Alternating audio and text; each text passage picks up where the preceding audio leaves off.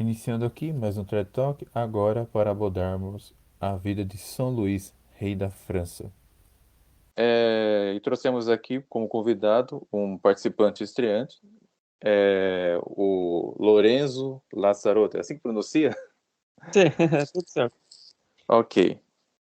Então, eu acho que considero um tema com certeza pertinente, ainda mais que agora temos falsos católicos, né, governando alguns dos principais países, como o Brasil e os Estados Unidos, ou católicos liberais por aí. E nesses tempos de trevas, convém falarmos de um governante que realmente foi católico e não só católico e santo, que é o caso do rei São Luís. E Lourenço, você pode passa a palavra.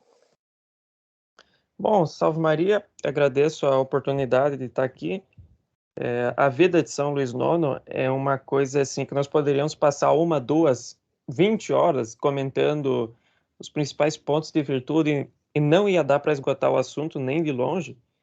Então eu vou procurar aqui dar umas pinceladas a partir dos fatos mais interessantes, que são das cruzadas, até para apresentar o que é o verdadeiro espírito das cruzadas e como que isso pode inspirar os católicos num combate incruento hoje, e não na caricatura da internet, que chama o Zé Cruzadinha, que infelizmente é mais popular porque é muito mais fácil querer só olhar para os problemas do mundo sem, em primeiro lugar, os da própria alma. Mas não dá para fazer uma coisa sem a outra, né? Nós precisamos ter essa atenção para todas as frentes.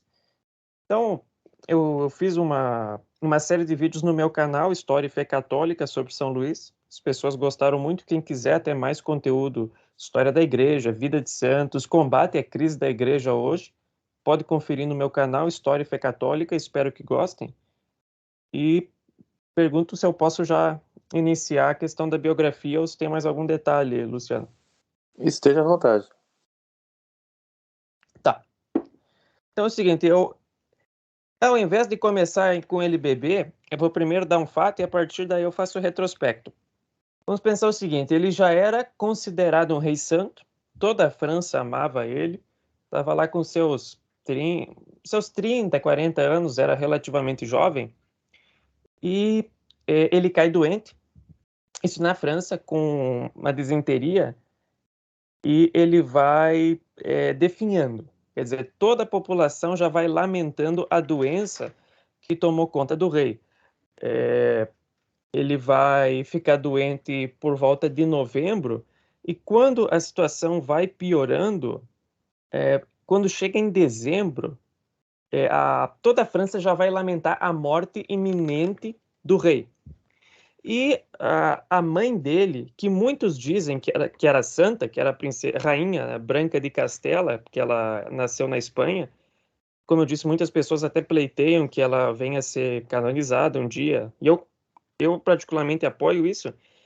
Ela então, como os médicos já não tinham nenhuma solução, ela apelou para Deus. Então ela mandou trazer todas as relíquias que São Luís IX tinha recolhido, geralmente da parte naquele contexto que o Império Bizantino tinha se desintegrado, tinha o Reino Latino em Constantinopla, e muitas vezes eles mandavam relíquias para o Ocidente, e São Luís IX recolheu várias, para então propagar a devoção, porque eles perceberam que cedo ou tarde o Império de Constantinopla, aquilo tudo ia desabar, e na situação moral e religiosa decadente que os gregos estavam, era uma coisa quase inevitável.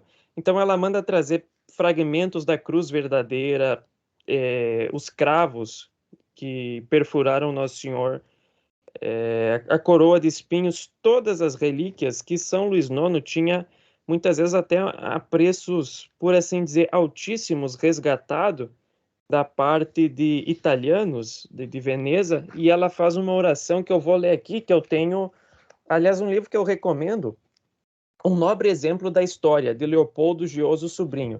Foi um livro escrito por um leigo ligado aos franciscanos na época do Vaticano II, e como falar de um rei e de um cruzado era uma coisa politicamente incorreta para a época, o livro, até onde eu sei, não foi divulgado. Mas tem na estante virtual, eu recomendo a todos, é muito bom. e ela fez a seguinte oração: Senhor meu Jesus Cristo, rendemos glória não a nós, míseras criaturas, mas ao vosso nome santíssimo. Salvai hoje o reino da França e a coroa que sustentastes por vossa graça. Ó meu bom e clementíssimo Deus, mostrai as virtudes dessas santas relíquias que deixaste sobre a terra e que devem comparecer gloriosas junto à vossa adorável pessoa no dia do juízo. Em vós, Senhor, pomos a nossa confiança e a nossa glória. Então, isso por volta de dezembro de 1244, São Luís IX, que já era, assim, toda a França já chorava a morte dele, ele estava pálido como um cadáver, estava ali há 1 mês e meio de cama, ele acorda, levanta totalmente já curado, restaurado, forte, e diz o seguinte: o Oriente veio do alto visitar-me.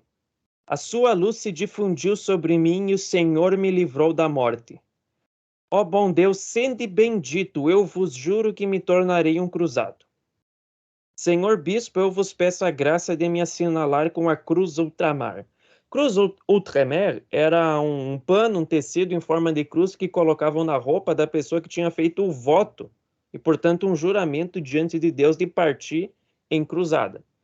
Então, São Luís IX, ele teve efetivamente uma visão, e a veracidade dessa visão foi atestada porque imediatamente ele acorda, ele que já estava praticamente morto, acorda forte, corado, pronto.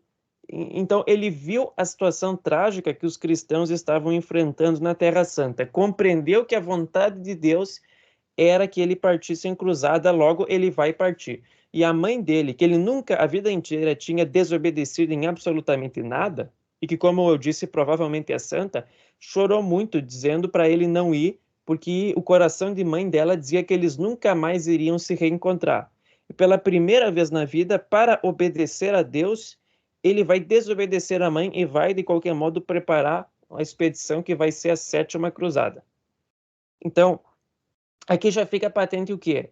É uma fé viva, mas uma fé que não é alumbrada, porque tem a visão, mas tem o milagre que atesta a autenticidade da visão. Então não é uma coisa assim nas nuvens, e percebendo que aquela é a vontade de Deus, ele vai fazer mesmo que aquilo, isso é terrível, mas mesmo que cause sofrimento aos seus familiares, porque Deus nos pede sacrifícios e às vezes heróicos. Então ele vai preparar aquela expedição. Aqui nós já temos uma certa ideia da personalidade de São Luís e dessa fé viva, desse desejo de levar a fidelidade até o último, do auge. Bom, agora eu vou dar um breve retrospecto, talvez não tão breve assim, da vida dele antes de entrar no tema das cruzadas, porque, como eu disse, nós podemos assim analisar São Luís IX enquanto homem de oração, enquanto homem de guerra, enquanto juiz. E daria para fazer um podcast só para cada um desses temas, porque é uma vida extraordinariamente rica.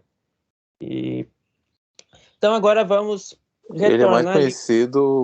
conhecido como Cruzado, né? Pelo que eu vi, quando a gente vê postagens sobre ele no Facebook, nas páginas, é sempre ele como Cruzado.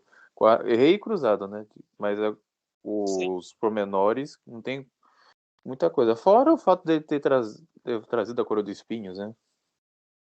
Ali das vésperas do próprio concílio, onde, de um modo geral, falar em cruzada, em guerra, em combate já estava muito fora de moda, se apresentava ele em todos os outros aspectos, como o rei que cuidou dos pobres, que é verdade, como o rei que era um juiz que defendia os oprimidos no sentido verdadeiro, né? Viúvas, órfãos, etc., que é verdade, mas esse aspecto que é até o mais belo da vida dele era esquecido. Então nós vamos restaurar esse aspecto, mas sem descuidar da mansidão e da misericórdia que também foram próprias da vida dele. Bem, então é o seguinte, São Luís, ele era neto de Filipe Augusto. Augusto já é um título que quer dizer o grande, porque de fato ele é considerado o maior rei que a França tinha tido desde a época de Carlos Magno.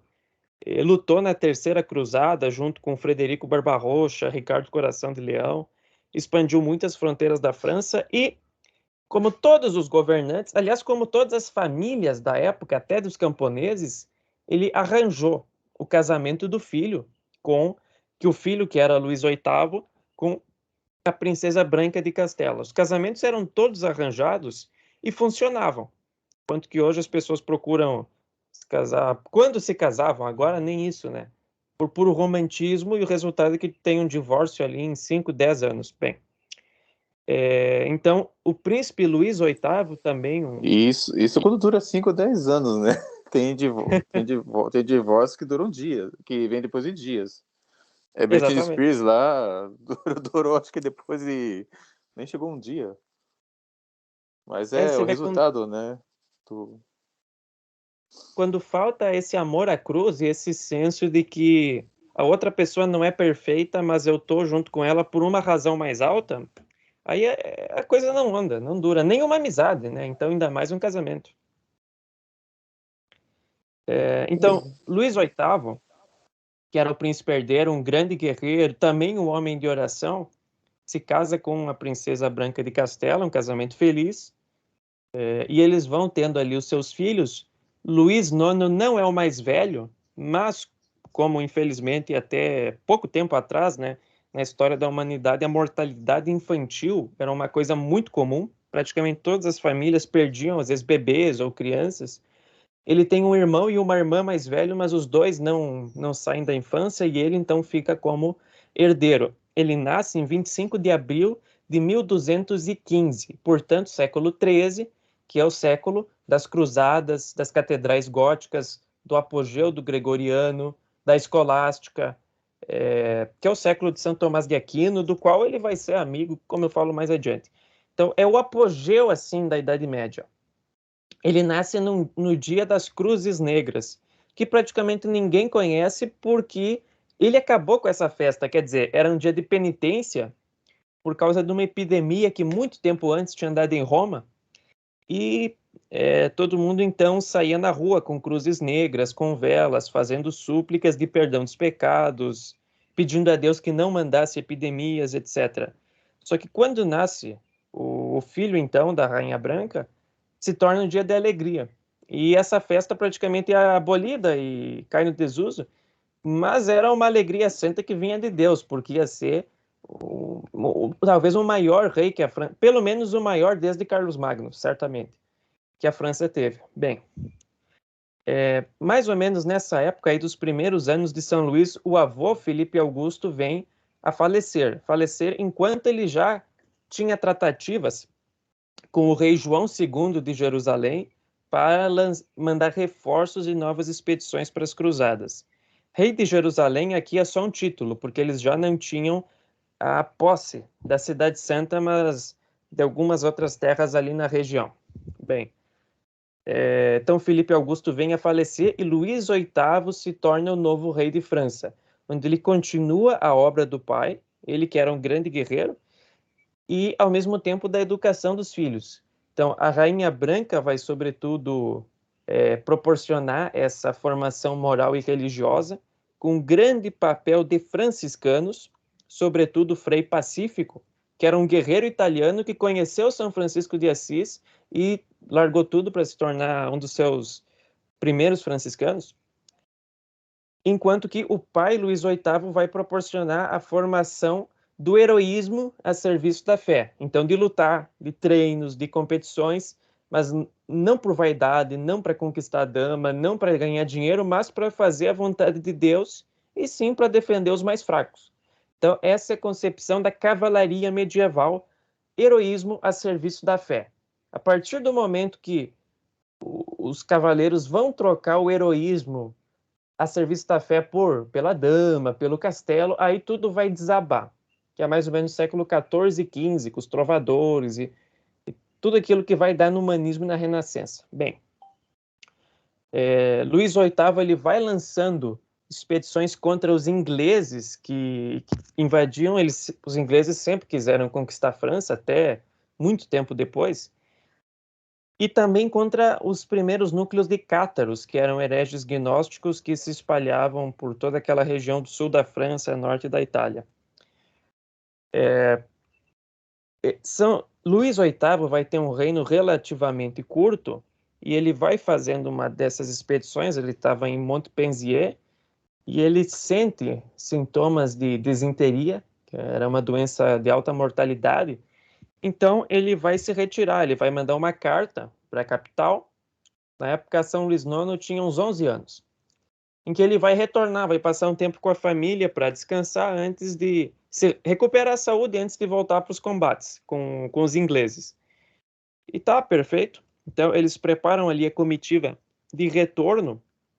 Fica São Luís IX com a mãe dele, Rainha Branca, e eles vão ali se encontrar com Luís VIII.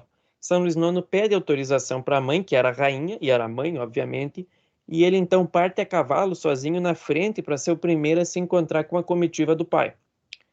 Quando ele se encontra com a comitiva, tem um mensageiro que então se ajoelha e diz: Deus vos saúde, meu rei. Aí ele entende que o pai dele tinha morrido no caminho de disenteria. Ele é o primeiro a saber. Então, é naturalmente algumas semanas de luto, e o luto que tem que ser, então, tem que ser feito logo a cerimônia da coroação, porque Luís VIII disse expressamente que eles deviam coroar o quanto antes o filho dele, até porque certamente iam aparecer outros nobres para tentar tomar o poder.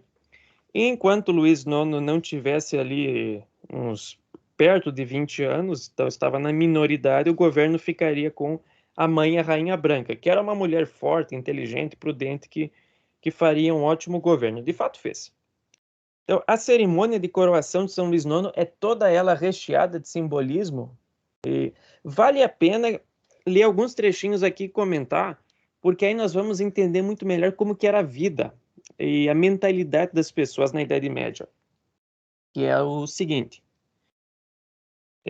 São Luís IX, isso foi por volta de 1226. São Luís IX, ele... perdão.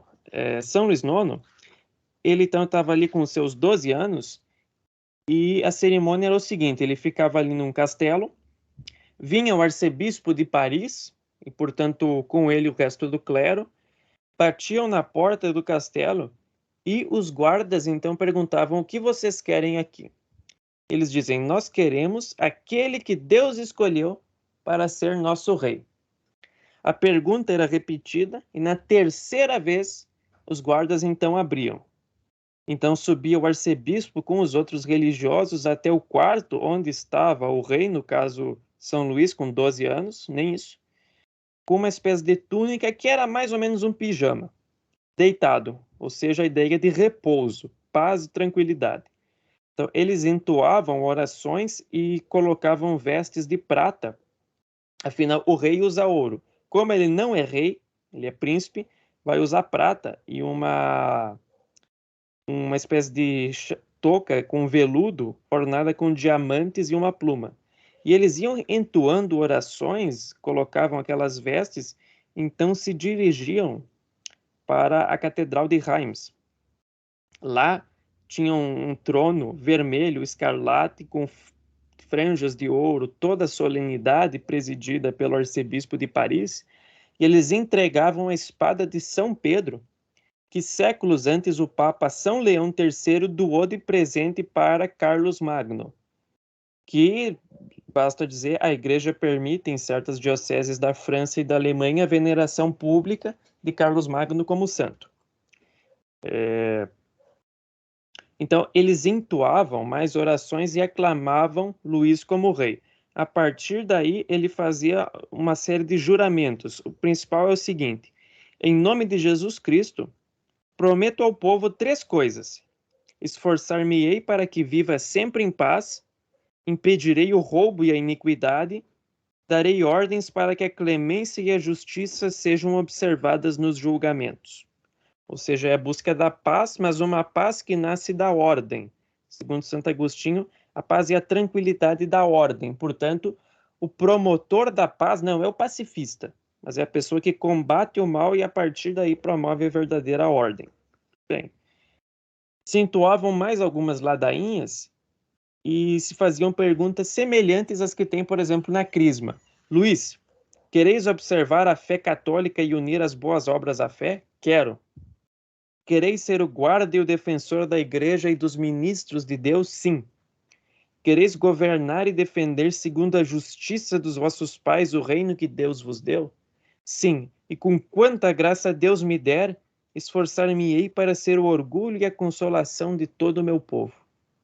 Então, feitos os juramentos, que eram promessas atestadas diante de Deus com toda solenidade, eles traziam todos os, por assim dizer, os paramentos. Veja como é toda uma espécie de liturgia que é inspirada pela igreja para atos da sociedade civil, mas que estão profundamente embebidos do seu significado religioso.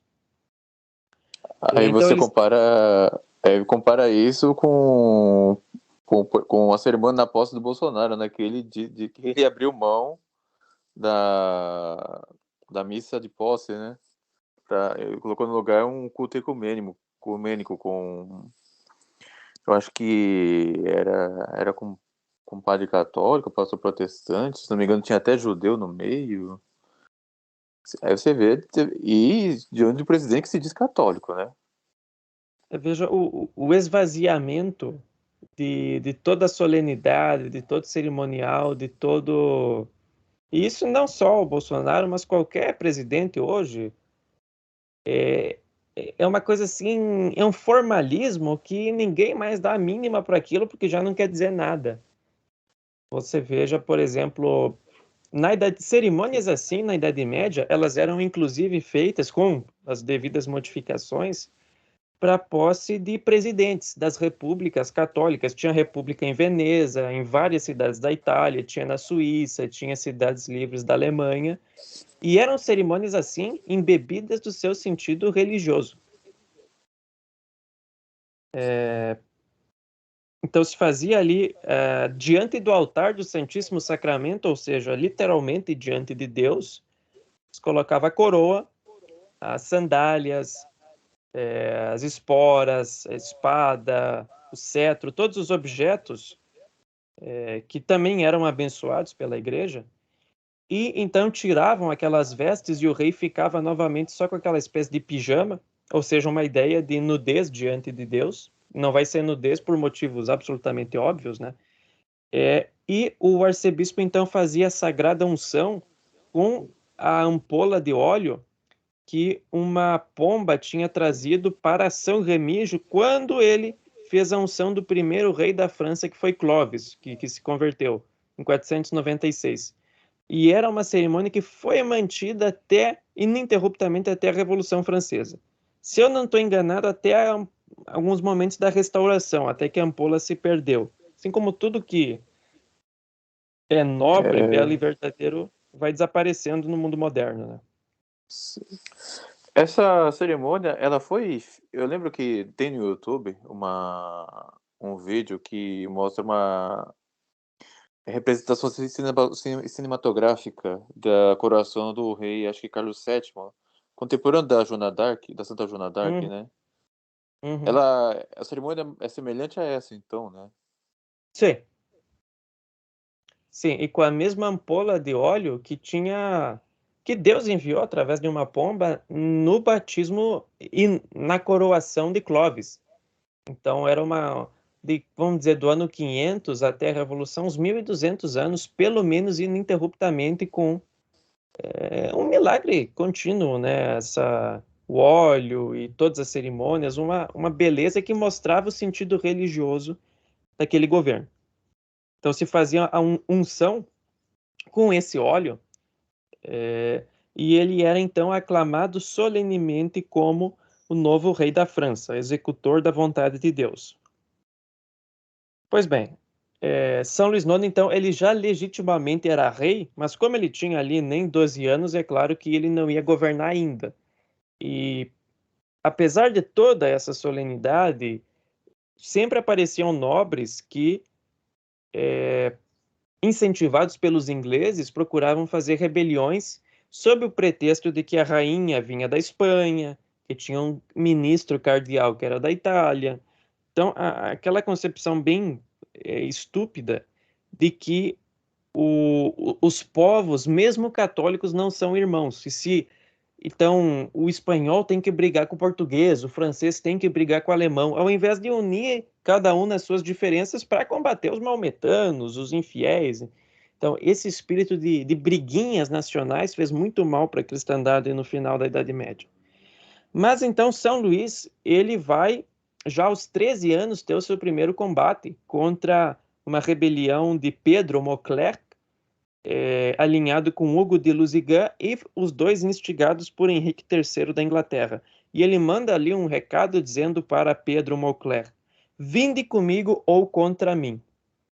E ele vai então defender a França e defender a regência da mãe dele. E eles vão então com vários reforços de diferentes condados, tomando Castelo de Beuvron, Castelo de Raillet-Pemel.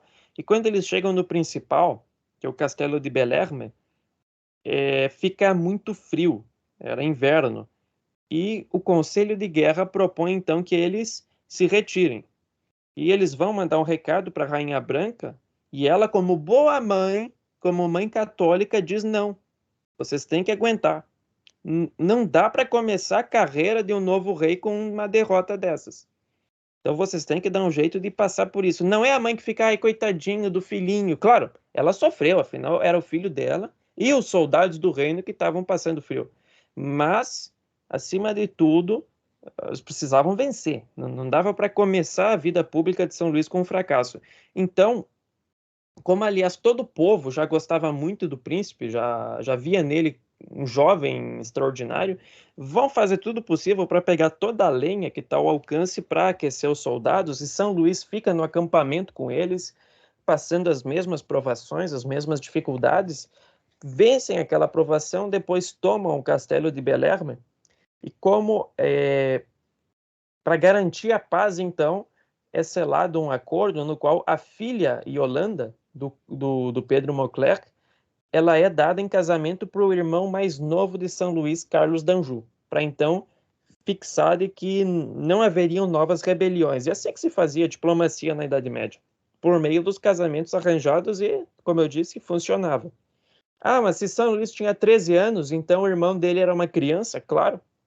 Só que isso vai se prolongar até o Ancien Regime, onde, às vezes, aí um certo exagero, mas às vezes já se faziam acordos de casamento para crianças que nem tinham nascido, mas geralmente o nobre fazia assim, não, quando o meu filho mais velho nascer, ele vai casar com a sua filha para assegurar a dinastia, etc, etc.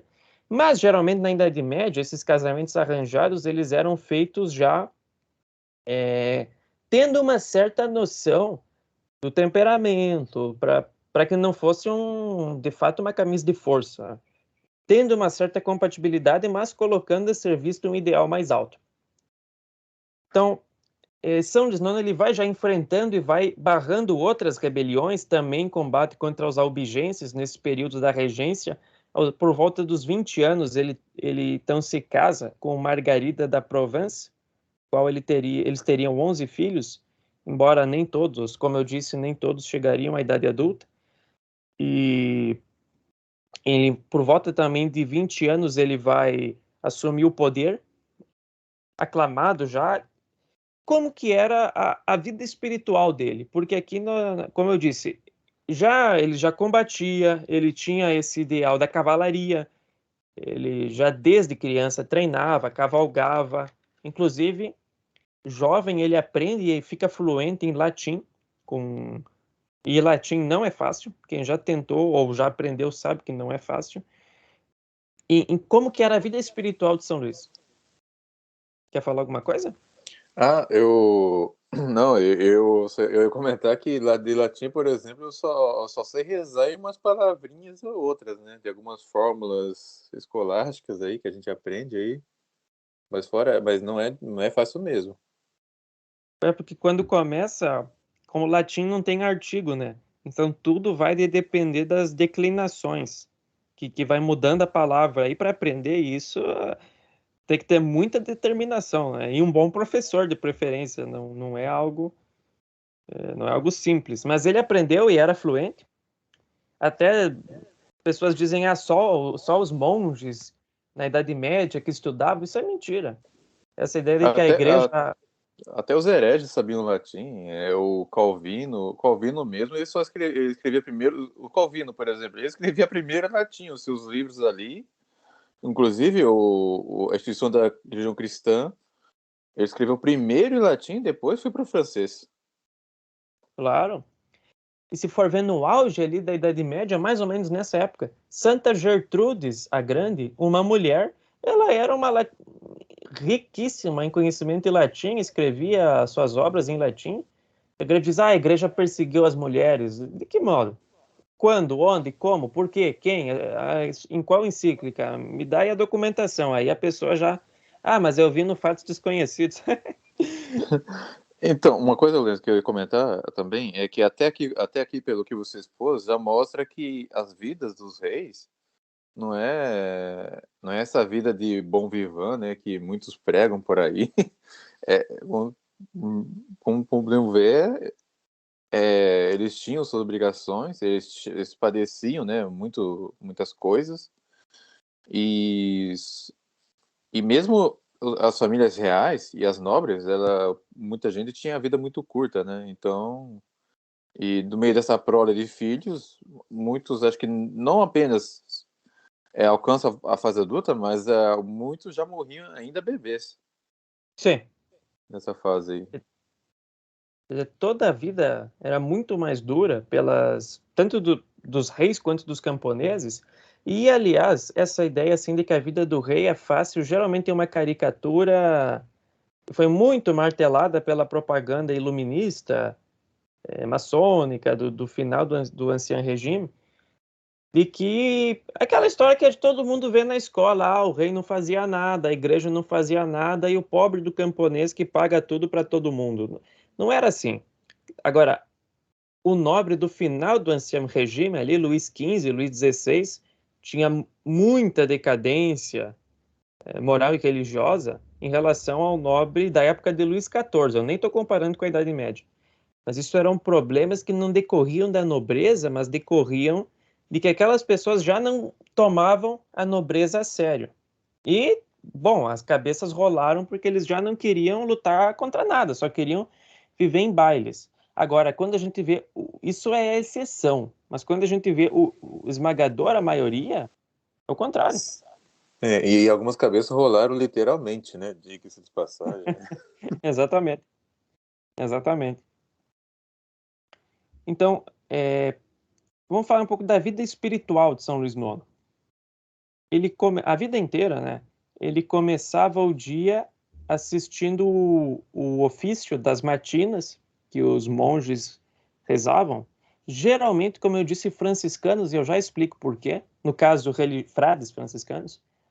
E ele assistia ajoelhado no chão, não numa almofada. E depois assistia à missa.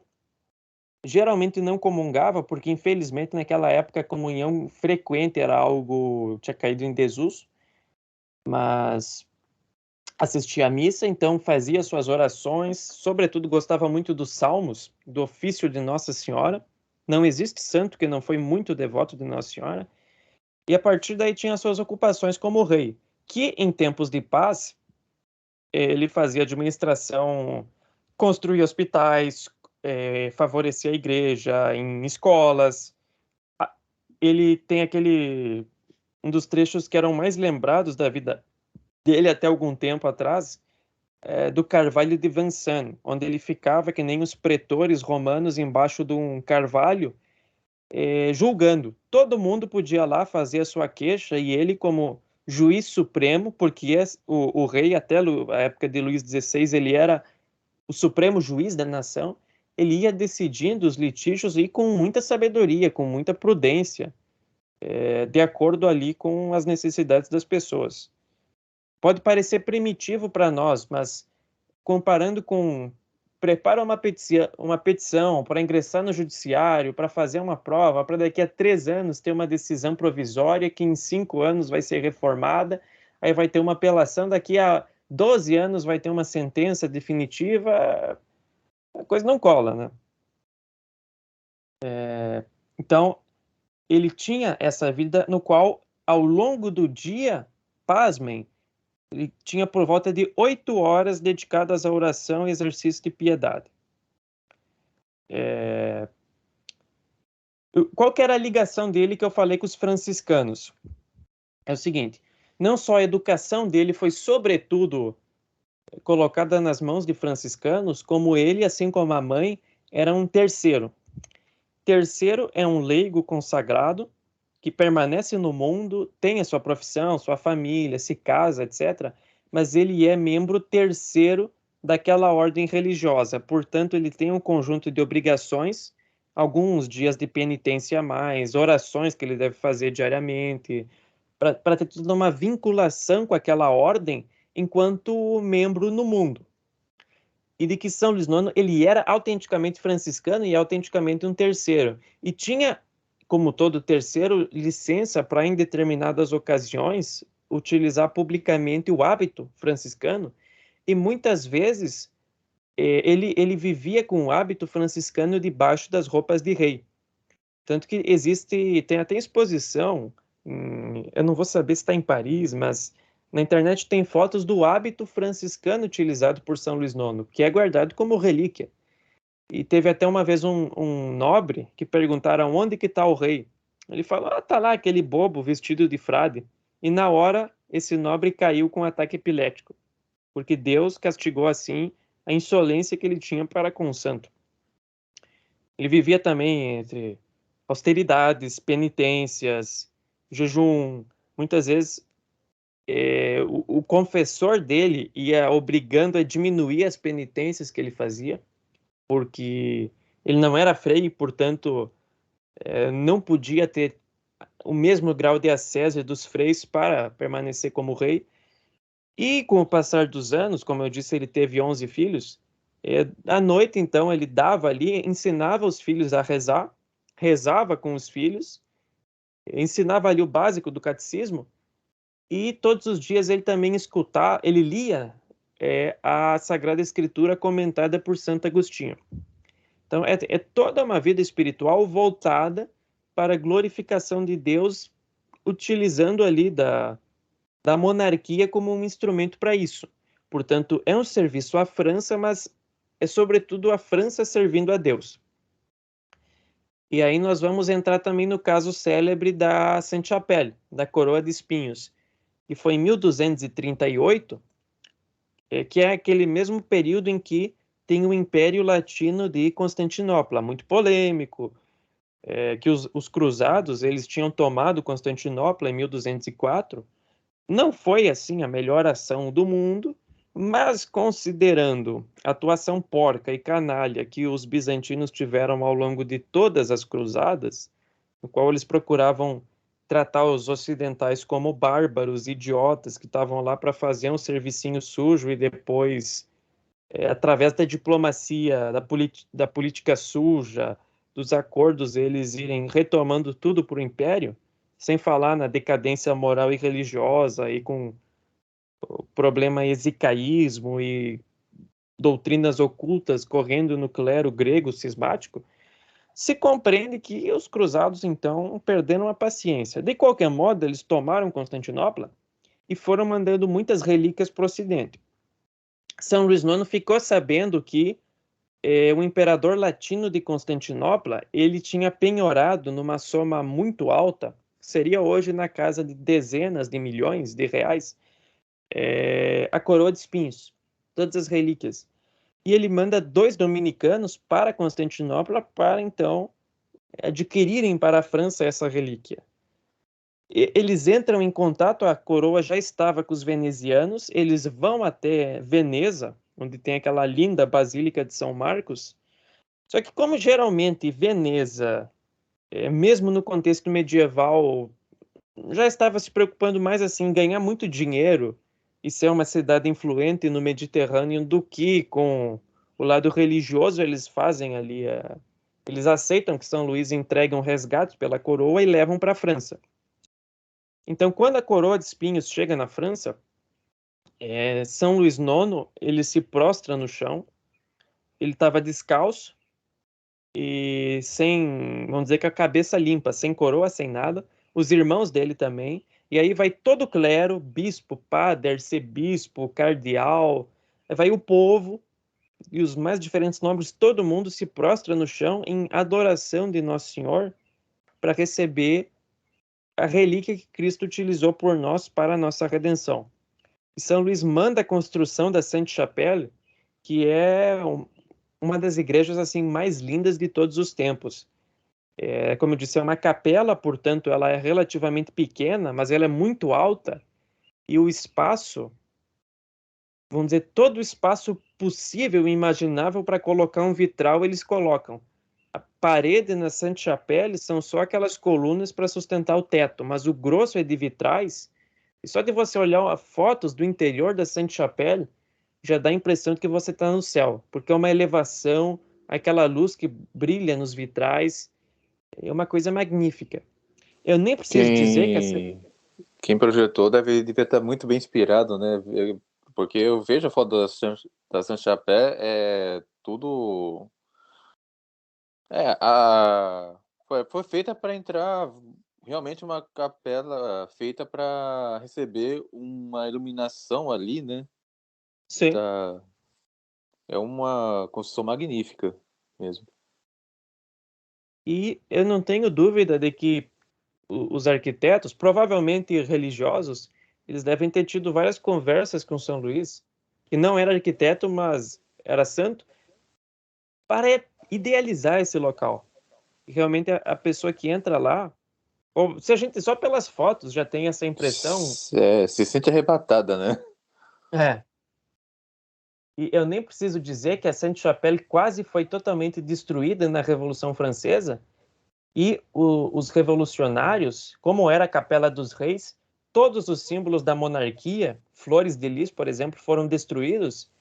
Muitas relíquias se perderam e outras, a própria coroa de espinhos foi fragmentada e dispersa nas mais diferentes regiões para escapar do ódio satânico dos revolucionários. E era tão grande o ódio que a Revolução tinha contra a monarquia por causa do serviço que a monarquia francesa fazia à igreja, que eles foram nas estátuas de todos os reis da França que tinham lá e decapitaram as estátuas, porque era um ódio realmente satânico contra toda forma de ordem, legitimidade e hierarquia. Aí no século XIX ela foi restaurada como está hoje. É uma restauração ótima, não tem tudo que tinha antes, mas ainda assim dá uma impressão incrível. Incrível.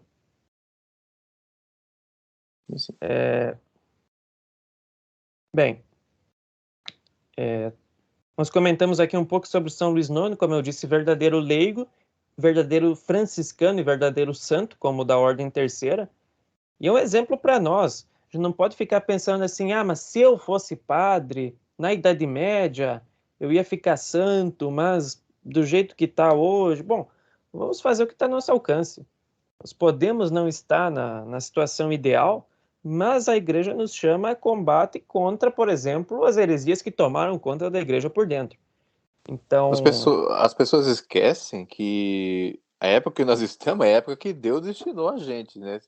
exatamente. Se Deus nos colocou nesse período, é porque Ele sabe que nós podemos ser santos nesse período. Exatamente. E se nós formos dóceis, né, à graça, né, a inspirações que Deus nos der, né, se um bom católico, ele se alcançar uma boa santidade, né, ele vai ter até mais mérito de quem viveu na Idade Média. Exatamente. Assina embaixo de tudo que você disse. Bem, já como rei, São Luís vai ainda assim enfrentar revoltas, geralmente da parte de nobres, mais uma vez alinhados com os ingleses. Porque, como eu disse, os ingleses, de um modo geral, eles queriam muito conquistar a França, porque eles eram, em geral, desbravadores. E como eles não conheciam ainda a América, eles iam tomando França dentro para ir colonizando.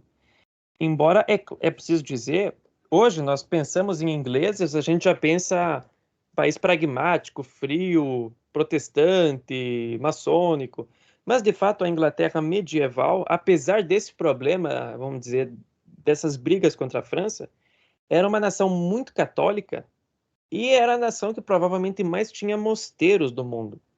Então, foi esse até um dos motivos que levou o crápula do Henrique VIII a proclamar primeiro o cisma, e com o tempo o cisma anglicano vai se tornando uma igreja nova. Mas era uma nação de uma cultura católica muito rica.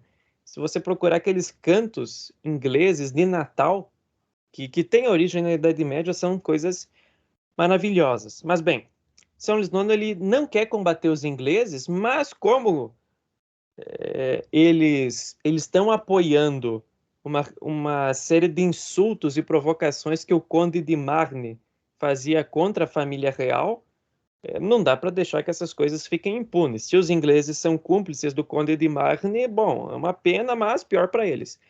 Então, São Luís IX ele vai, por exemplo, lutar brilhantemente na Batalha de Frontenay e vai tomando os castelos do Conde de Marne, vai capturar o filho do Conde e não vai... Muitos falaram, mata o filho dele por vingança. Ele falou, não, não é assim que se faz. O filho está lutando, o pai dele está errado, mas não é com uma vingança de matar um jovem que isso vai se resolver.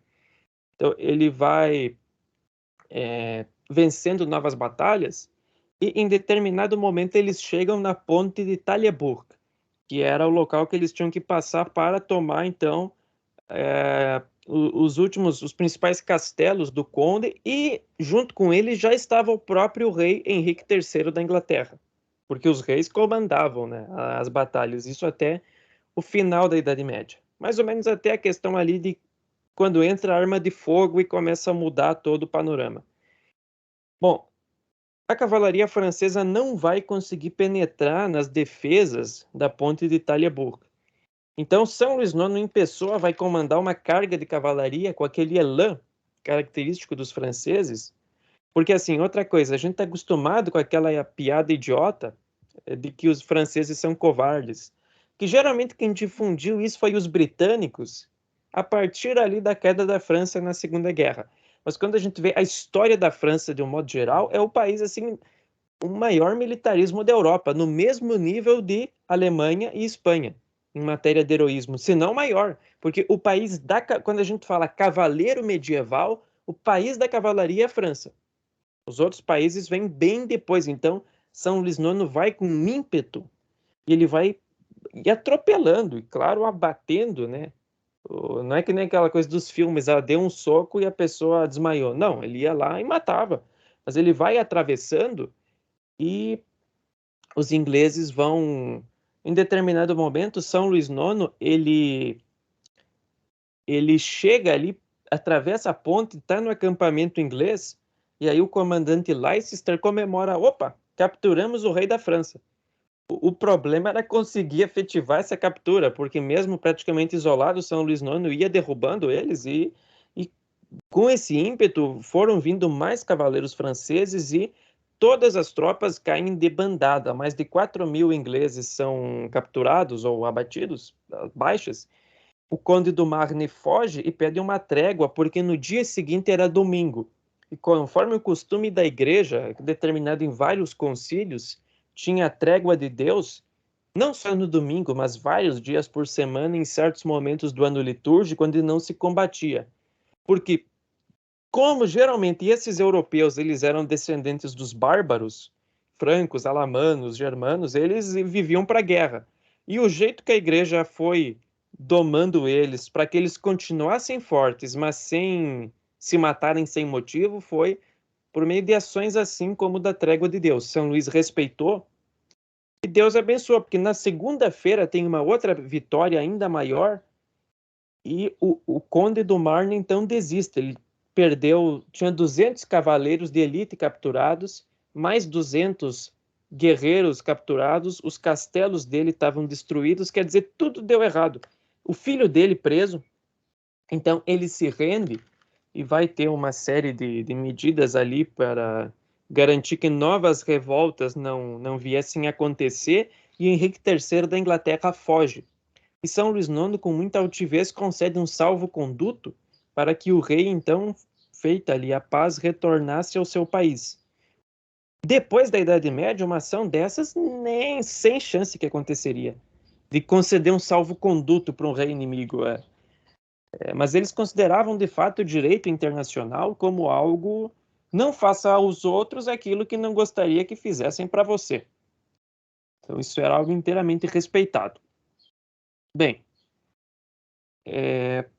todo o governo de São Luís IX vai sendo essa busca da propagação da fé na França, e aí nós vamos chegar no início do vídeo.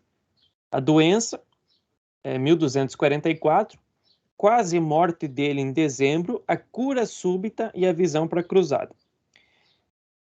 Ele vai, então, preparar ao longo de 1245, vai resolvendo as pendências do reino e convocando os nobres para que fizessem uma cruzada, até porque a situação dos cristãos na Terra Santa era, como sempre, terrível nas mãos dos maometanos.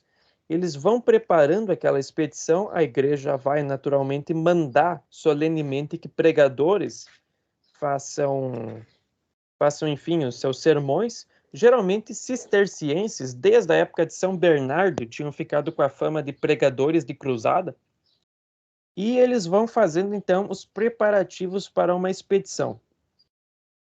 Essa expedição, então, ela vai sair em 1248. Por que tanto tempo de demora? Porque as coisas não são imediatas, como nós estamos acostumados no século XXI. Preparar suprimentos, organizar os barcos, naquelas precariedades materiais da Idade Média ou da Antiguidade, não era do dia para a noite.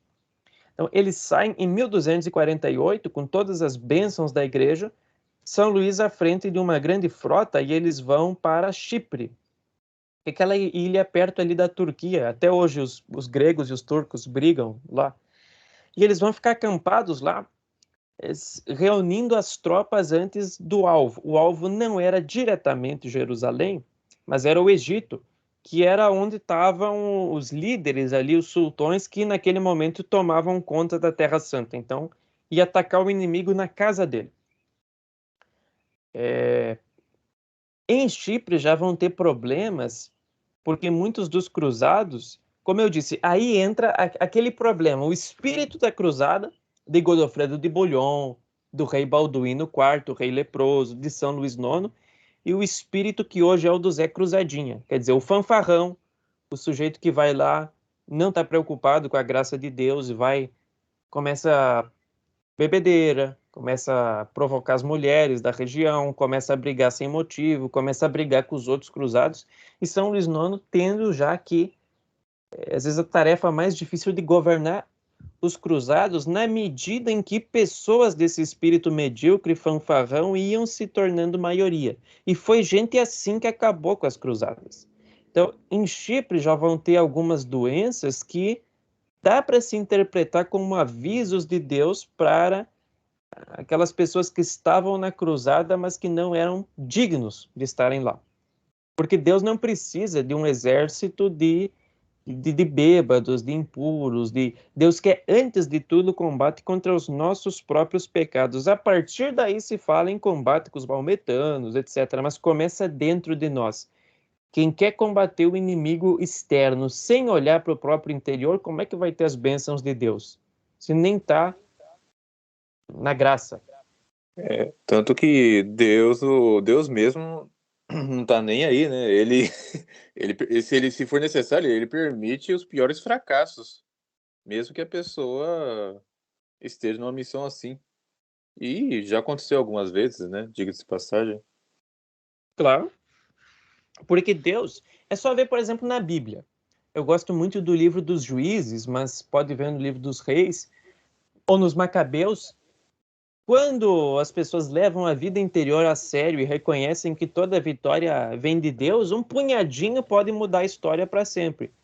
Quando não fazem isso, pode ter um super exército organizado, mas dá uma epidemia, dá um problema, dá uma tragédia, a coisa não anda. Então, E Deus vai permitir que mesmo os inimigos dele massacrem o exército que supostamente deveria estar a serviço dele, né? exatamente.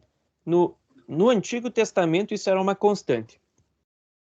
Os judeus só perdiam as grandes batalhas no Antigo Testamento quando eles já estavam mais preocupados com, vamos dizer, o dinheiro de Jerusalém do que em servir ao Deus de Israel. Pois é. E aconteceu também ao longo da história, né, em outros eventos. Sim, sem dúvida. Então, a expedição ela vai partir no ano seguinte na direção do Egito. Quando acontecem vários naufrágios e apenas uma pequena parte dos navios com São Luís é que vai fazer o primeiro contato. Embora os cruzados quisessem esperar, São Luís vai falar, não, temos que ir agora, aproveitar. Ele já tinha declarado guerra ao sultão, se eu não me engano é Fakhreddin que se fala. Bom, ao sultão do Egito, essa informação tem até na Wikipédia, o nome dele é secundário. Ele declara guerra e ele vai ser um dos primeiros que vai se atirar ali na praia, vai nadar um trecho e vai tomar conta daquele primeiro ataque na praia, enfrentando os maometanos que já jogavam pedra, flecha, dardo, enquanto o legado pontifício, com todas as roupas solenes, como alguém que vai rezar uma missa solene, apontava o crucifixo e bradava em Hoc signo vinces, né? Sob esse sinal vencerás, de Constantino. E os outros cruzados vão seguindo São Luís e eles vão criando uma cabeça de ponte no Egito, de tal modo a presença de São Luís com a armadura reluzente, aquele ímpeto guerreiro, vai aterrorizar os maometanos, que eles vão então ser destruídos ali na praia, e aquela praia era o caminho para Damieta. Eles vão abandonar, eles vão saquear a própria cidade e vão massacrar todos os cristãos que haviam em Damieta, roubar todo o dinheiro que tinha lá e vão fugir. Esse é o heroísmo muçulmano. Agora você pensa, Damieta, o que é Damieta? O que isso importa? Essa era uma fortaleza que, só para ter uma ideia da importância, toda a Sexta Cruzada, que foi logo antes de São Luís, foi voltada para conquistar Damieta. E São Luís consegue conquistar sem nem ter entrado na cidade. Eles chegam, eles abandonam. Então, veja o ímpeto que impressionou os maometanos. Então, eles entram em Damieta em 1249, por volta ali de junho, julho, e vão se instalar lá como capital cruzada do Egito. Eles vão pegar a grande mesquita de Damieta, exorcizar e transformar numa basílica de Nossa Senhora, da Virgem Maria, e vão se instaurando, e São Luís quer avançar, mas os outros cruzados querem esperar os reforços, porque de fato eles eram bem poucos. E aí entra aquele problema. Não existe sistema político perfeito. Todos têm problemas. E o sistema feudal conferia muita autoridade aos subordinados do rei. Então, São Luís queria avançar, mas o grosso dos nobres queria esperar e a situação fica numa espécie de impasse. Na medida em que esse impasse vai passando semanas, semana vira um mês vira 2, aquele mesmo espírito de decadência moral e religiosa do grosso dos cruzados vai chegando a um ponto em que São Luís já não vai ter pleno controle da situação, porque os subordinados encarregados de executar as ordens dele já estavam num estado mais ou menos de insubordinação. Uma situação extremamente delicada. Teve até um dos nobres que foi ofendido pelo irmão do rei e foi pedir satisfação, e São Luís falou, olha, na situação que está, vou tentar puxar a orelha dele, vai ser pior. E aí esse nobre disse, vós não sois mais rei, porque não mais podeis fazer justiça. Que era uma bofetada no rosto, assim, enorme. Mas, de fato, a situação vai postergando, chegam mais reforços e por volta de novembro eles vão então para avançar na direção do Cairo. Os maometanos, em geral, estavam desorganizados e, como sempre, brigando entre si. E o sultão deles, não sei se fala Negmedin ou Fakhreddin, de qualquer modo, o sultão morreu. E o novo sultão vai ser Malek Muad'Dib, e eles vão estar, por assim dizer, desconfiados uns dos outros e vão estar um pouco desorganizados. Então, São Luís vai rumando na direção do Cairo e eles vão pelo caminho das correntes de Ashmun, que é uma espécie de braço assim do Nilo. E eles já vão tendo alguns combates numa região mais ou menos de deserto e vão construindo um dique para atravessarem as correntes de Ashmun, que eles não conseguiam, não tinha ponte, não tinha nada. Construir um dique é uma coisa difícil, lenta, complicada, enfim. Em determinado momento aparece um velho árabe que pede um pouco de ouro para mostrar um atalho.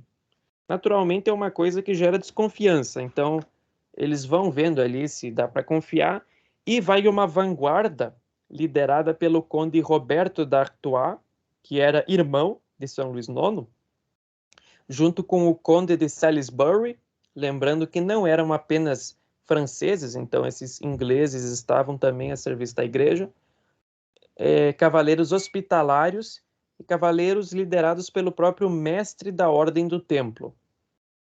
O título grão-mestre passou a ser utilizado depois, né? Então eles vão e eles veem que de fato aquele árabe só queria dinheiro, estava falando a verdade, eles deram ali os trocados para ele e conseguiram atravessar. Tem uma escaramuça com maometanos e botam eles para correr. E eles então estão com o caminho aberto para a grande fortaleza que eles precisavam tomar, que era Mansurrah.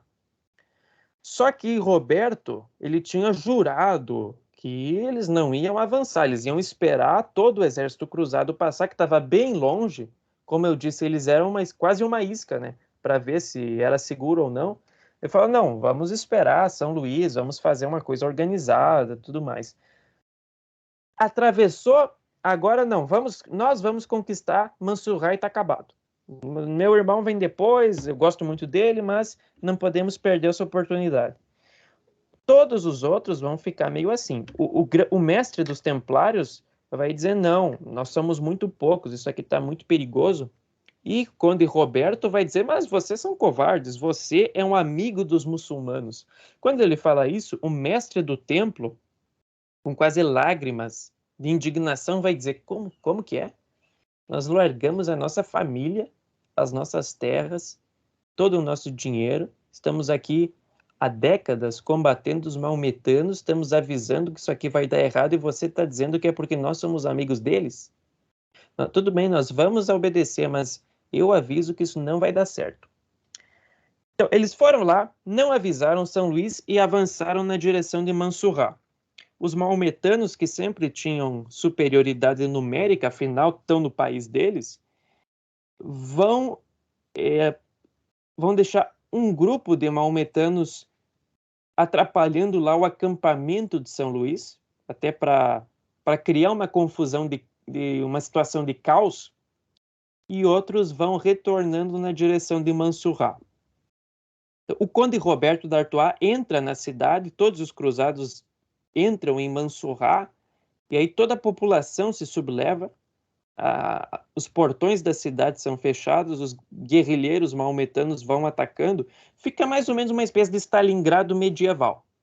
Enquanto vão vindo aqueles reforços para Mansurrah, e São Luís nem sabe, porque ninguém sabe onde que está o Conde Roberto e a sua vanguarda. E o resultado é que tem uma série de batalhas nas correntes de Ashmun que São Luís vai vencer os maometanos. Só que, ao mesmo tempo, a situação em Mansurrah fica insustentável e os cruzados, mais ou menos 1.500, eles vão sendo todos mortos, causando muitas baixas entre os maometanos, mas eram muito poucos, estavam isolados. Quem que vai sobreviver do desastre de Mansurrah? Vai voltar o Pedro Maucler, aquele mesmo que muitos anos antes tinha se revoltado contra São Luís e que agora era um fiel servo feudal dele, vomitando sangue. vai voltar o mestre dos Templários.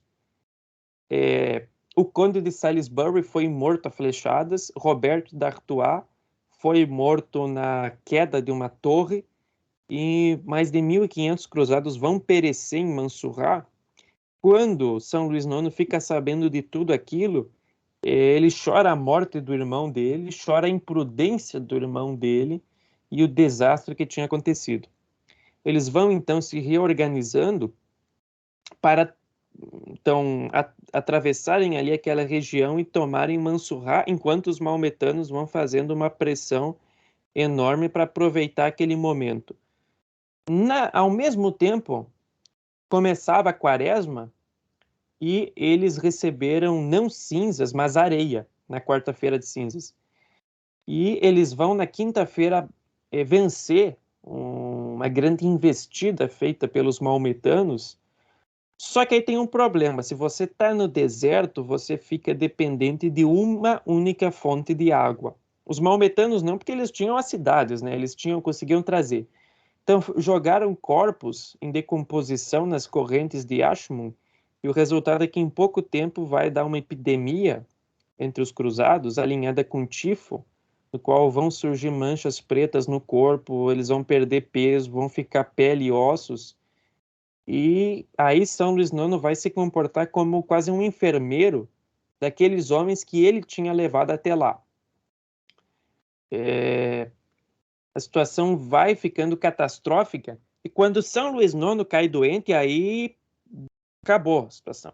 Então eles vão chamar barcos para retornarem de Ashmun para Damietta. Eles mandam que São Luís IX vá, mas ele fala não.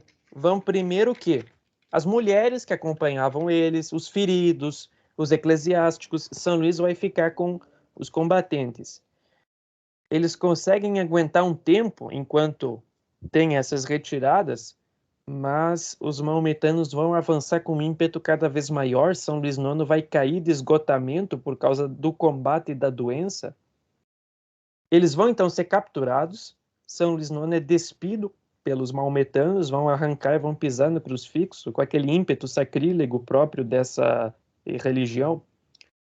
E até que mais tarde um árabe mais decente deu então uma roupa para São Luís, vai ser acorrentado e vai ser levado para a presença de Malek Moadan como prisioneiro de guerra. Tudo parecia ter dado errado, tudo fracassou, tudo foi terrível, perdeu o irmão, perdeu amigos, está doente, a situação assim calamitosa. Aqui que se prova se é amor a Deus ou se é amor pela fanfarronada, enfim, por qualquer outra coisa. São Luís IX, que nunca se queixou de nada, ele nem percebeu exatamente onde é que ele estava por causa da doença. É que então eles botam ele numa prisão ali do Malek Moadan e vão fazendo pressão para que ele assine um acordo em troca da liberdade dele e a restituição de Damietta, que era uma cidade importantíssima para tomar o Egito. Como eu disse, a outra cruzada tinha sido só por Damietta e ainda era uma situação perigosa para os egípcios. Bem, São Luís IX ele vai ser pressionado, vai apanhar, eles vão apertar as correntes na mão dele até que exprimam e saia sangue. Ele nunca vai se queixar de nada e ele não vai assinar um tratado porque os maometanos faziam questão de botar cláusulas assim: se eu descumprir qualquer detalhezinho desse tratado, eu então sou semelhante àquele que renega seu Deus, que pisa na cruz, que São Luís IX falou não, nem no condicional eu vou fazer uma blasfêmia, nem no condicional. E eles vão se enfurecer. Malek Moadan vai dizer, mas então eu vou matar você. Ele fala, bom, vocês podem matar o meu corpo, não a minha alma. Em outro momento ele ameaça, eu vou mandar você como escravo para a pedreira do califa de Damasco. Ele falou, bem, o sultão é meu senhor, faça o que quiser. Eles vão presentear ele com roupas de maometano. Ele vai dizer, não precisa, eu sou rei de um país maior que o Egito. vão convidar para os banquetes, ele fala, não, aqui na cela é suficiente. Ele vai agradecer a Deus por terem encontrado o livro de Salmos dele na prisão, e vai ali rezando como Davi no exílio, no exílio nas perseguições ali de Saul, rezando a Deus, bendizendo a Deus com inteira confiança, mesmo nessa situação catastrófica. Até que num belo dia, os mamelucos, que eram a guarda do sultão de escravos, eles entram, mostram a cabeça de Malek Moadan e dizem: o sultão não existe mais. O que nós ganhamos com isso? Então eles não respondem. Eles falam: me ordene cavaleiro, porque a investidura da cavalaria era até um sacramental. Só que os maometanos encaravam aquilo como uma espécie de fluido carismático que eles iam ter a bravura dos cristãos se tivesse aquela cerimônia. São Luís IX fala, bom, eu te ordeno cavaleiro se você virar cristão. Eles vão se enfurecer e eles tinham dado um golpe de Estado, né? Tinham matado o sultão e fundado uma dinastia de mamelucos no Egito. Mas em pouco tempo, todo aquele problema, tratado, cláusula blasfema, vai tudo se repetir, São Luís IX vai perseverar e os árabes vão dar um elogio que está aqui na obra do Leopoldo Gioso Sobrinho, que eu considero um dos mais lindos e profundos elogios que alguém poderia receber em todos os tempos. Eles falaram: a desgraça lutou corpo a corpo com o rei dos francos, mas não teve forças para abatê-lo. Isso aqui é amor à cruz de São Luís, que é uma coisa extraordinária. E ele vai permanecer, né, todos esses meses de prisão, fiel, até que o problema de se dar um golpe de Estado é que você não tem legitimidade e você precisa consolidar o poder antes que alguém dê um contragolpe. Os mamelucos acharam melhor aceitar ali um tratado de libertar São Luís em troca de Damieta, sem cláusula, sem nada, para antes que outros grupos de egípcios matassem eles, tomassem o poder, etc. Então, eles vão finalmente fazer um tratado com São Luís e ele vai ser libertado depois de meses de cativeiro junto com cruzados em troca de Damieta e de uma grande soma em dinheiro. Só que alguns cruzados ficam para trás e São Luís vai reunindo todo o dinheiro possível para ir resgatando, para que nenhum homem fique na posse dos maometanos. Eles saem, então, em 1251 e entregam Damieta e vão fazer uma espécie de pacto de não agressão com os egípcios, depois de todas essas tragédias e dificuldades, e eles vão, então, sair do Egito e vão para a Terra Santa, nas possessões que os cruzados ainda mantinham na Terra Santa, para, enfim, continuar sua expedição, ainda que com essa não agressão, trabalhando, reconstruindo fortalezas, treinando os outros soldados para quando o combate recomeçasse. A situação é cada vez mais difícil e São Luís IX ele recebe um pedido da mãe dele, que era regente, para voltar à França. E ele se pergunta: o que eu vou fazer? Eu retorno para a França ou eu simplesmente termino com essa cruzada, que até agora foi um desastre? Eu volto para o meu país, como é que é? Veja que é uma situação muito delicada. A cruz dele não terminou com a libertação. Então, ele conclui o seguinte: todo nobre que quiser voltar para a França está dispensado, pode ir, não tem problema. Eu vou ficar. Quem quiser ficar comigo, me acompanhe. A minha mãe fez um bom governo quando eu era adolescente, ela vai continuar fazendo um bom governo enquanto eu estou aqui. Metade, por assim dizer, volta, mas metade que era idealista, que queria realmente servir a Deus, servir a São Luís, fica na Terra Santa. E eles vão então fazer esse trabalho de reconstrução de fortalezas e São Luís vai pegar na enxada, pegar no martelo, até para receber as indulgências que a igreja concedia aos que trabalhavam ali nas cruzadas, e ao mesmo tempo vai fazer peregrinações, que é o objetivo da cruzada. O objetivo é assegurar aquelas terras para o culto católico. Então, ele vai visitar Nazaré. Em Nazaré, ele visita a casa de Cristo, que mais tarde os anjos, de fato, transportaram e hoje está em Loreto, é a Santa Casa de Loreto. Ele vai descrever como que era a casa, pobre, pequena, e ali que habitou o Verbo encarnado. Vai visitar o Monte Tabor, onde Nosso Senhor se transfigurou com Moisés, diante de Moisés e Elias, diante dos apóstolos, né?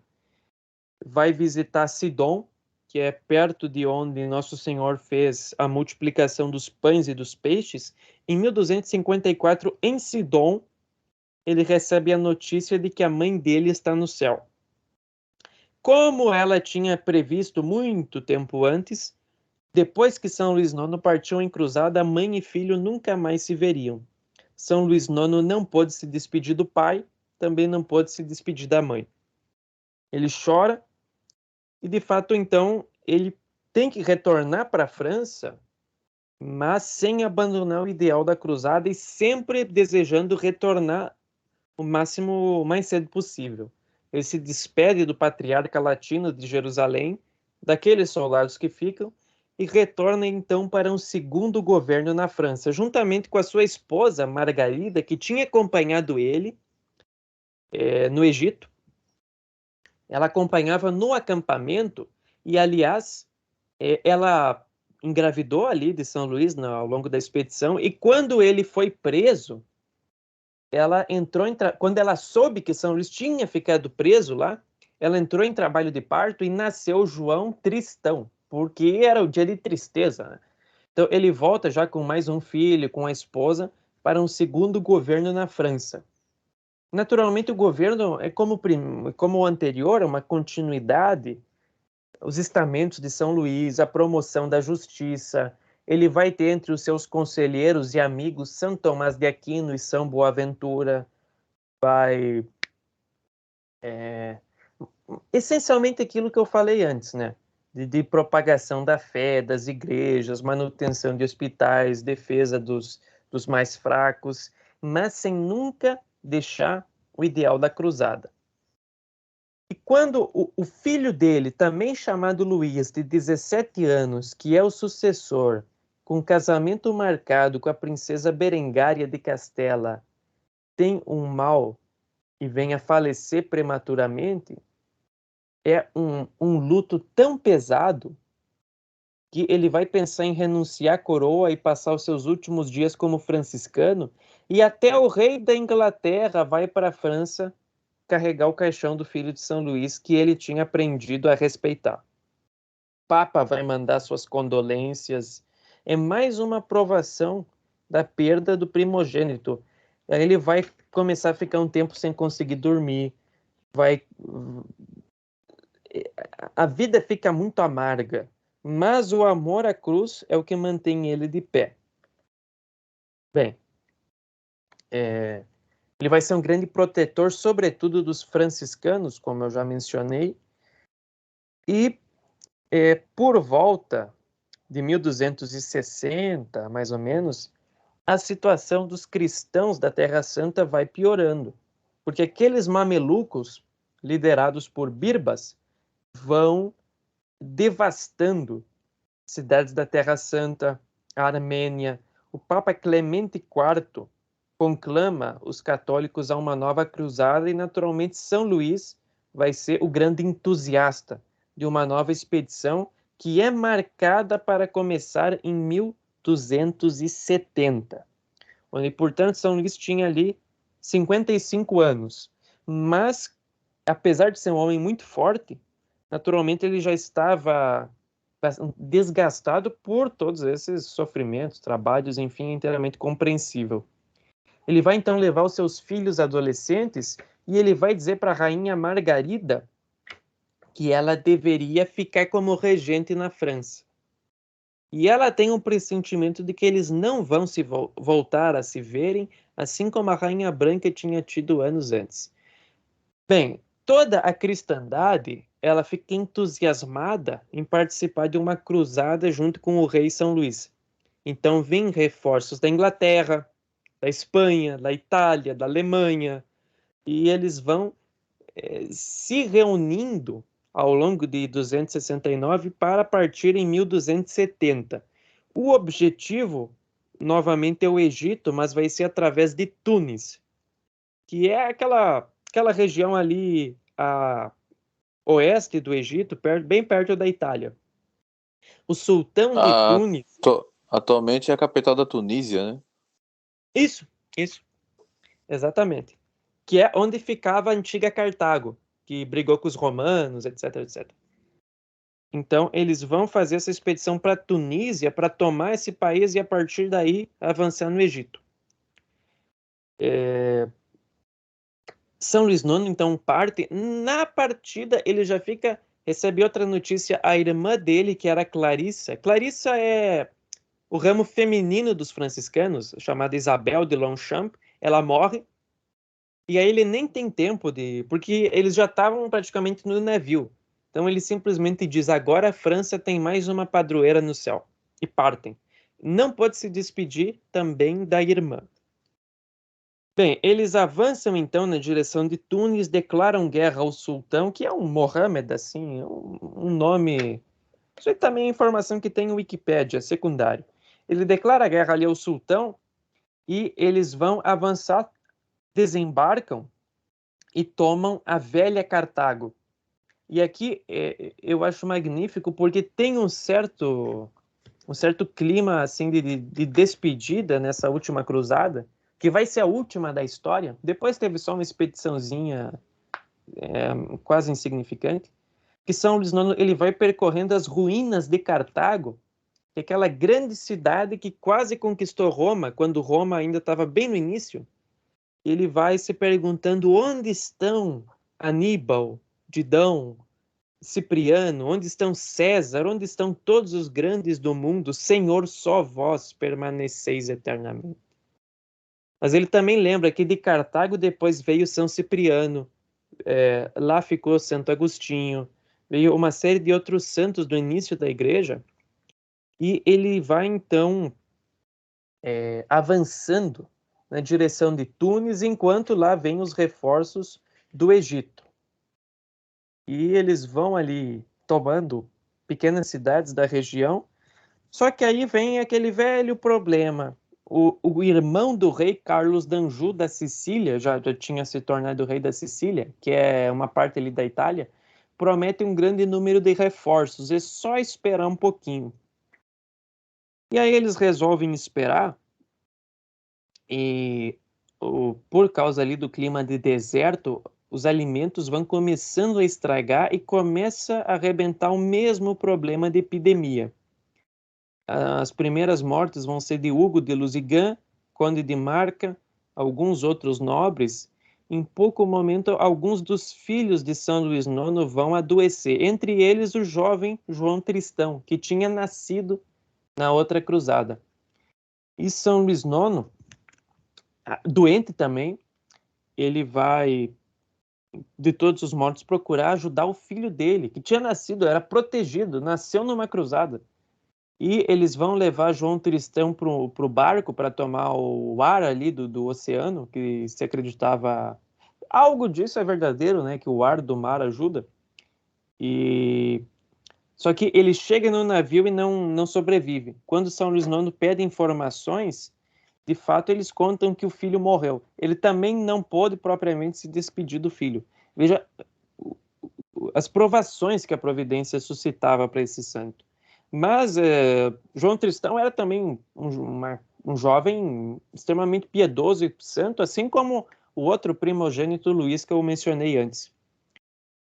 Só que a situação da doença vai se deteriorando e São Luís IX vai então se ocupando com leituras, com exortações, ao mesmo tempo que os maometanos vão esperando, porque eles já não queriam enfrentar os católicos, então eles ficavam ali na espreita, mais ou menos como abutres, né? Era o heroísmo islâmico, né? Bem, ele vai inclusive receber uma delegação dos bizantinos que tinham retomado lá aquelas terras de Constantinopla e de que tinha muitas ameaças de que os católicos iam fazer uma cruzada para retomar Constantinopla. Porque os pseudo-ortodoxos, eles não são nossos irmãos, não são nossos amigos, a igreja deles está cheia de ocultismo, enfim. Mas São Luís IX vai, então, receber esses bizantinos e vai dizer, bem, a nossa prioridade é os maometanos. E vai fazer orações pela união deles com Roma, mas que não é um ecumenismo, mas é que é um desejo de que os gregos retornem aos bons tempos, não só de assinar um papel dizendo que o Papa é o Papa, mas de largar exicaísmo, largar o césaropapismo e todos aqueles problemas da igreja grega. E eles vão respeitar muito São Luís e vão se impressionar com o clima religioso que vai ter no acampamento, apesar daquele prosaísmo de doença, de sede, de fome, todas as provações e dificuldades que eles enfrentavam lá. A situação vai se deteriorando e São Luís IX então chama o seu filho Felipe, que era já um mais velho, para fazer uma última exortação. São Luís IX dorme, mas depois ele acorda e vai dizer o seguinte, eu vou ler porque realmente são palavras de um pai que está se despedindo, de um santo e de um rei. Meu bom e querido filho, a primeira coisa que eu te recomendo e peço para observar é que ame a Deus de todo o coração, porque sem isso ninguém pode ser salvo. Guarda de ofendê-lo. Prefere sofrer os maiores tormentos e até a própria morte a pecar mortalmente. Se Deus te manda contrariedades, recebe benignamente e agradece. Servindo-o bem, todas as vantagens são tuas. Se ele te mandar prosperidade, agradece humildemente e toma cuidado para não te prejudicares pelo orgulho, porque não se deve provocar a Deus pelo que lhe pertence. Para tua companhia, procura homens prudentes e leais, leigos ou religiosos. Foge das más companhias. Faz o máximo para escutar a palavra de Deus e conservá-la em teu coração. Ser reto e justo com todos, com pobres e ricos, com servos e com patrões. Sempre ser leal, generoso, sincero nas palavras, a fim de que sejas temido e amado por todos. Se alguma controvérsia se manifestar, procura saber a verdade, seja pró ou seja contra ti. Faze chegar os bens alheios às mãos do legítimo dono. Conserva e estabelece a paz entre os súditos. Vigia pelos bons costumes entre o povo. Dá ao povo bons juízes e funcionários. Fiscaliza o seu procedimento para que não haja lugar a vícios, parcialidade, fraude e imoralidade. Exige contas dos teus serviços, a fim de que se alguma coisa estiver errada possa corrigi-la. Conserva a tua franqueza e liberalidade, isso é generosidade, como nossos antepassados a mantiveram e observaram com amor. Confessa-te frequentemente, escolhe um confessor virtuoso e prudente. Assiste à Santa Missa com muita devoção. Sê amigo da oração. Respeita as boas tradições entre o povo e persegue os abusos. Evita as guerras contra os povos cristãos. Eu te suplico no fim da minha vida, meu querido filho, lembra de mim e da minha alma, e socorre com missas, orações, penitências e obras de caridade em benefício do reino e de todos. Faze sempre o bem em minha memória. Filho meu, de boa vontade te dou todas as bênçãos que um pai pode dar ao filho, pedindo a Trindade do paraíso, Pai, Filho e Espírito Santo, para te guardar e defender de todo mal, e que um dia dessa vida mortal possamos nos unir diante de Deus, render-lhe graças e louvá-lo eternamente. Ele também ditou uma carta à sua filha Isabel, dizendo: caríssima filha, pensai que frequentemente muitos adormecem com grandes propósitos e depois acordam na eternidade. O melhor modo de amar a Deus é amá-lo sem medida. Ele então deita entre cinzas, recebe a extrema-unção, viático, de joelhos, segurado por outros 2 homens, porque ele já não conseguia sozinho. Vai bendizendo a Deus, entoando alguns trechos de salmos, Então vai começar a rezar Nossa Senhora, os padroeiros da França, Santiago de Compostela, vai suspirando por Jerusalém, tanto Jerusalém da terra, mas sobretudo do céu.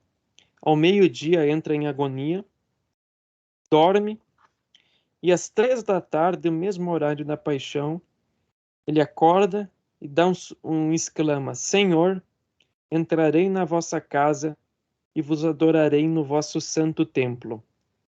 Então, em 25 de agosto de 1270, às 3 da tarde, o rei da França, São Luís IX, morre.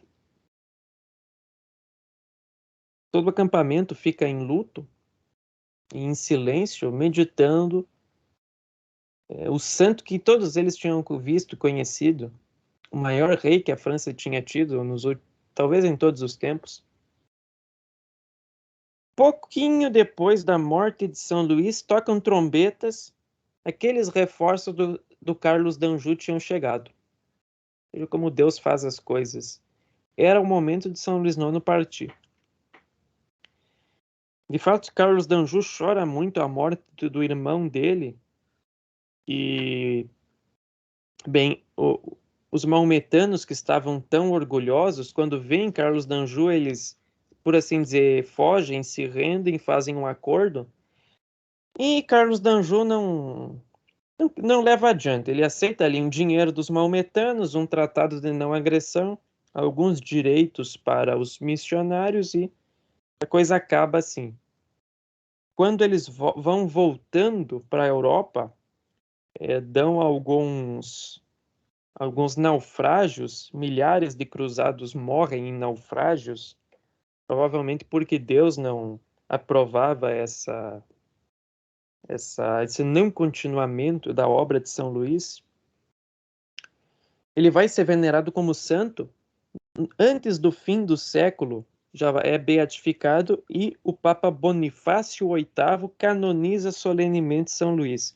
O mesmo Papa que seria agredido pelo Nogaret, que era ministro do rei da França, Felipe o Belo, neto de São Luís IX, e o Papa que é preso e morre pouco depois de ser libertado em consequência de maus tratos no cativeiro do rei da França. É toda a Idade Média que vai desaparecendo porque não tiveram homens que quiseram levar adiante a obra de São Luís. Mas nós somos chamados a levar isso adiante. Nenhum de nós aqui é rei da França e nem pretende ser. Mas se nós... Quantas pessoas hoje que veem a história de São Luís e de fato se entusiasmam? Isso, inclusive, pessoas que na igreja, quantos padres falam de São Luís e quantos nem sabem que ele existiu? Então, se nós conhecemos isso, nós somos convidados, de fato, somos privilegiados por conhecer essas coisas, admirar e, na medida da nossa capacidade, bem pequena que seja, levar adiante, levar esse legado de propagar a fé. Isso quando não negligencia, isso quando não toca o nome de São Luís de forma deliberada mesmo, né?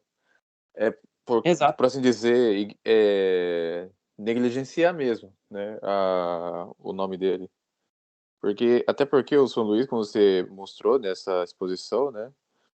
Ele não é por assim dizer, um governante que está de acordo com um documento como o Dignitatis Humanae, né, do Vaticano II, da liberdade religiosa. O São Luís é antítese desse documento aí. Ele era antítese Exatamente. desse documento. Vê que ele não ia lá para dialogar, né? De nenhum Dialogar modo. com os maometanos, né? Que nada, ele foi lá para combater mesmo. Mas Exato. hoje, Veja, pode falar. os modernistas, eles fazem assim. Como eles têm uma outra religião, né, da igreja moderna, os santos que eles conseguem deturpar, como São Francisco de Assis, como os que pregaram mais a mansidão e a misericórdia, embora tenham pregado também guerra, como você sabe, e eles propagam uma visão caricata, doce, como é que eu vou dizer, que É não são capazes... uma falsa doçura, né? Exato. E naqueles santos que isso não cola, como São Luís, aí eles fazem uma campanha de silêncio para dizer que nunca existiu. Então, nós, o que nós podemos fazer? Nós temos que simplesmente difundir. Olha, esse é o papel de um santo. Um santo combate os erros da sua época. A nossa época inteira é um erro, então nós temos que combater. E se o nosso combate é por apologética, se é por oração, se é por um pouco de tudo, porque a gente tem que fazer um pouco de tudo no mundo moderno, vamos fazer. Nós temos que difundir a doutrina católica, que a igreja sempre ensinou, difundir a verdadeira história dos santos e apontar, olha, por que não tem bispo falando disso? Por que o Papa não fala disso? O que eles estão fazendo com Pachamama, com acordo com a China entregando a Igreja Católica para o governo comunista na China e abandonando o cardeal Zen, só para assim, a ponta do iceberg. Modelo de governo católico para eles é o Joe Biden, né? Que apoia tudo que a igreja reprova, o Joe Biden apoia. Esse é o É, católico que, que eles falam. Né? E tem e o que Bolsonaro também, que é alinhado com protestante, maçonaria, sionismo e outras coisas mais aí. Né? Enfim, da direita e da esquerda tem dois modelos de católico que não são católicos, né? Simplesmente e não você são. veja, inclusive, que o Biden ele foi recebido e recebeu autorização para comungar e comungou mesmo em Roma. E quer dizer, por que esse modelo de governante, e eu podia falar aqui, se as pessoas se interessarem, só que eu precisaria estudar um pouco mais, mas todo dia nós temos que aprender. São Fernando da Espanha, Santo Henrique da Alemanha, Santo Eduardo da Inglaterra, Santo Estevão da Hungria. da Hungria, São Leopoldo da Áustria, o condestável Nuno Álvares Pereira de Portugal. Quer dizer, são todos esses santos que são militares, que são governantes, eles. Você já viu falar de alguma igreja dedicada a algum deles? O padre, vamos fazer uma novena para Santo Henrique II, imperador da Alemanha, protetor do Sacro Império e do Papa, amigo do Papa, inclusive. Não, não existe. Tem Então, eu lembrei do o Santo Olavo da Noruega, que na Noruega também, né? A Noruega que na época dele, né? Depois dele, quer dizer, se tornou quase 100% católica, só que infelizmente a Noruega foi o país onde o protestantismo mais triunfou. E graças a isso, hoje a Noruega é cheia de satanistas, né? Basta ver a quantidade de bandas de black metal que tem por lá. sim, exato. Infelizmente. Mas a Noruega, enfim, tem um outro rei santo na Noruega também. Tem, Modelos de governantes santos não faltam, né? não faltam. E é uma coisa assim que deve ser propagada. E que uma coisa muito simples que nós podemos já fazer é procurar conhecer em fontes confiáveis a vida desses santos. E a partir daí, eu sugiro muito essa do Leopoldo Gioso Sobrinho, que é um livro leve, acessível, muito bem fundamentado. Ele vai direto nas fontes primárias da própria Idade Média e, ao mesmo tempo, é uma leitura agradável. Isso aqui vocês pegam na estante virtual. Se quiserem outras obras, bom, procurem. Enfim, é uma sugestão, não é uma imposição. Conhecer, difundir e mostra a contradição. Por que não se fala disso? Por que se fala? Qual que é o fundamento desse ecumenismo no século XIII? Não tem. O que a igreja praticou igual à igreja moderna na Idade Média? Não tem. E dizem, mas a Idade das Trevas. Com base em que você está dizendo isso? Porque eu não vi nenhuma treva nessa história. E a liberdade religiosa do Vaticano II, cadê na Idade Média? Não é que as pessoas têm, segundo diz o documento, né, as pessoas têm direito a aderir ao erro, né? Elas podem escolher livremente a religião que vai te levar para o inferno. É, entendeu? E é um direito humano, tá? É um direito humano, Absolutamente inviolável. inviolável. Mas é isso aí. É isso aí. Mais algo a acrescentar, Lorenzo? Essencialmente é isso, então, que São Luís IX nos abençoe e nos guie nesse combate que é incruento em nossos dias, mas que é verdadeiro pela Igreja, pela civilização cristã, porque se Deus quer que nós tenhamos nascido nessa situação do mundo moderno, Ele quer que nós cumpramos o nosso papel e a nossa santificação nesse contexto. Então, que São Luís IX nos guie nesse caminho. Com certeza. Incruento por enquanto, né? Do jeito que Por a enquanto. coisa tá. Do jeito que a coisa tá, né? Não... A coisa pode mudar. Mas é isso. Agradeço a sua participação por expor aqui, né, um modelo de governo católico, coisa que falta hoje em dia. Pessoas hoje em dia estão muito confusas, né? Errantes, não tem modelo de governante católico, mal tem de clérigo católico, né? Quanto mais governante. Exato. E é isso. Obrigado a todos que ouviram até aqui e salve Maria. Salve Maria. Quem quiser mais conteúdo no Inova, eu convido a conhecer o canal História e Fé Católica. Agradeço ao Trad Talk por essa oportunidade. São Luís IX nos abençoe. Amém.